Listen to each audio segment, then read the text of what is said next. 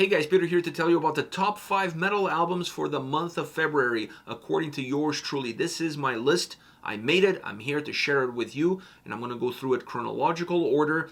But I just want to remind everybody that if I didn't review the album on the channel, it's not going to make the cut. I want to start off with Persefone, Metanoia, out February 4th on Napalm Records.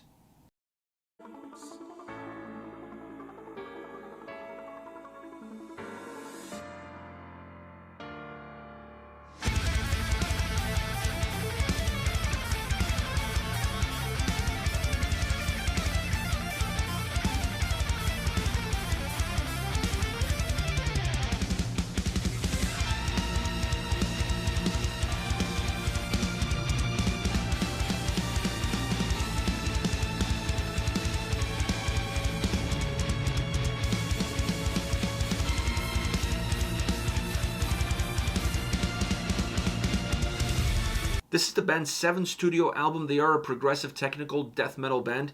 Very hard to define them under just one single genre. And I think the beauty of this record is the ability that it has to morph all the different elements into one, allowing the album to be layered, to be textured, to be very dynamic, very fluid, and very compact and balanced. But it's also an album that offers you something different every time that you're listening to it.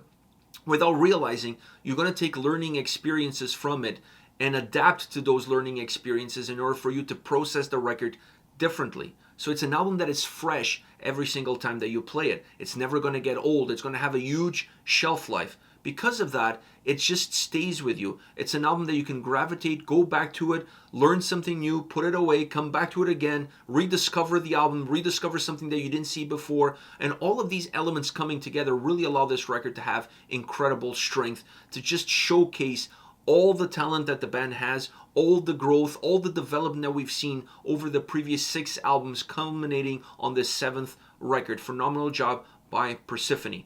Next we have Cult of Luna, The Long Road North, out February 11th on Metal Blade Records.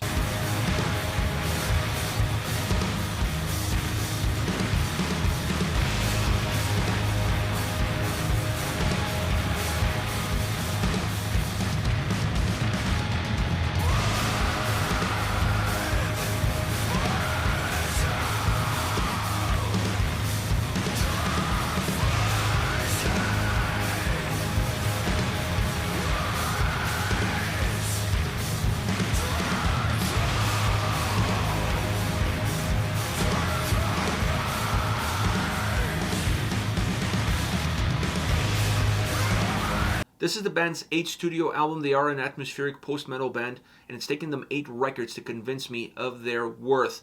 I've just never been a fan of the band. It has nothing to do with them, has nothing to do with the quality of their sound. I just always felt like an outsider whenever I was listening to Cult of Luna.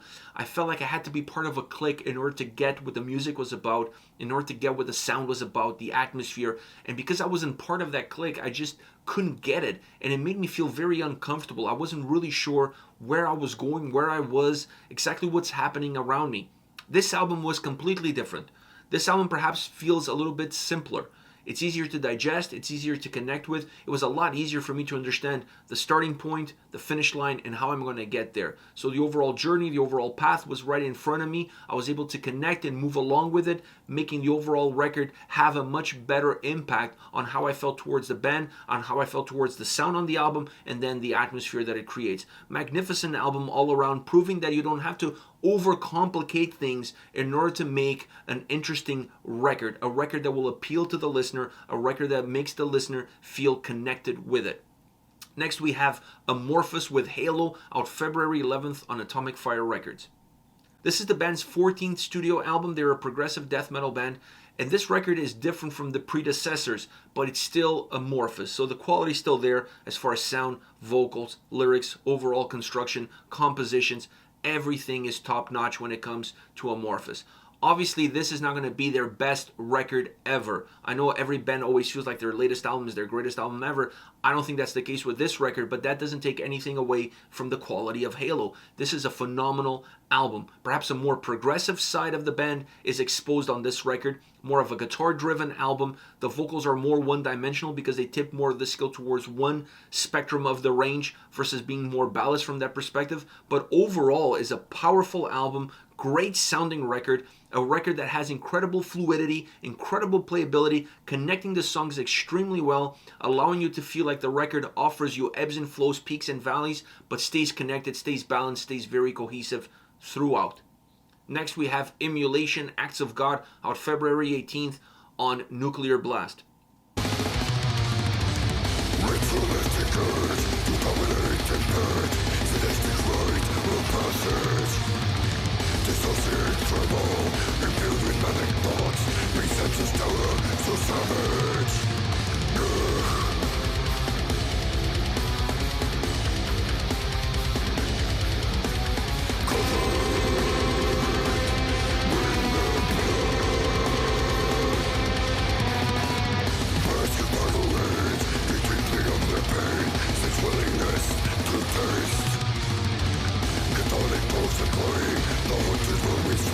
This is the band's 11th studio record. They are a death metal band, and this, in my humble opinion, is the best death metal album that I heard, at least in the last decade, maybe even longer than that. It's just a phenomenal album. It has all the characteristics that I want from a strong death metal record. It's powerful, it has aggression, it's heavy, it's brutal, but it allows you to tell the songs apart. Sometimes when you're listening to death metal records, the brutality of the album alone blurs the lines, and it makes it really difficult at the end of the experience for you to look back and say, wow, this song stands out because of this, or this song stands out because of that. Now everything feels a little bit uniform. This record doesn't have that problem. Each song has its own fingerprint. Each song has its own design, its own approach, its own impact. But overall, they all connected as one. The record has this incredible sense of being together. You can see the big picture of the puzzle while all the small pieces are there to really complete that same image, to complete that big picture. I just love this record. I love the power that it has. I love the strength, the design. The vocals are phenomenal. The guitars are super driven. Everything about this album is what a death metal album should be all about. Next and last, we have Allegaeon with Damnum, out February 25th on Metal Blade Records.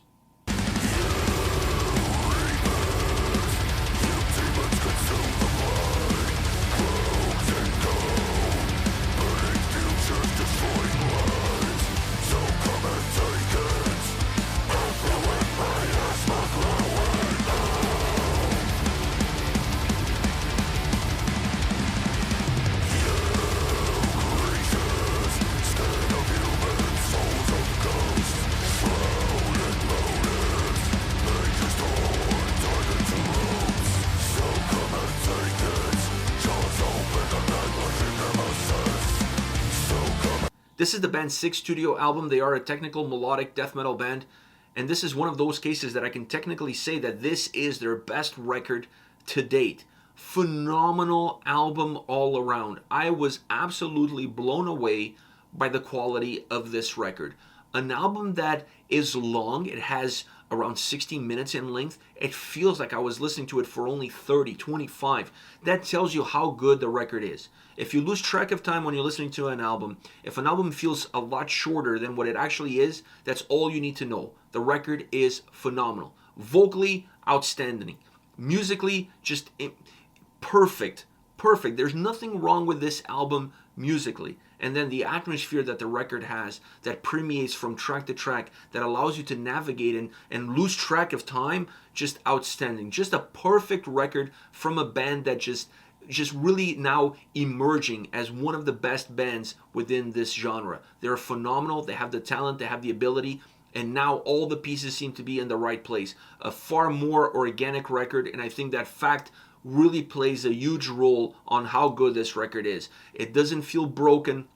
It doesn't feel like there's a few songs that don't mesh well with the rest around them. There's a little bit of chaos within the album. No, everything fits absolutely perfect as is. The more organic approach as far as the creative side is concerned had an incredible positive impact on how the whole album comes together, on how it sounds, on how it moves, on how it's built. So perfect album from Allegaeon. I absolutely love Damnum. It's just an incredible album all around. Thank you for listening and watching this video. These are my top 5 picks for the month of February. I'm sure you're going to agree with some, you're going to disagree with others. Use the comment section below. Let me know your thoughts. Let me know your top 5 picks for the month, and I'll see you guys at the next video.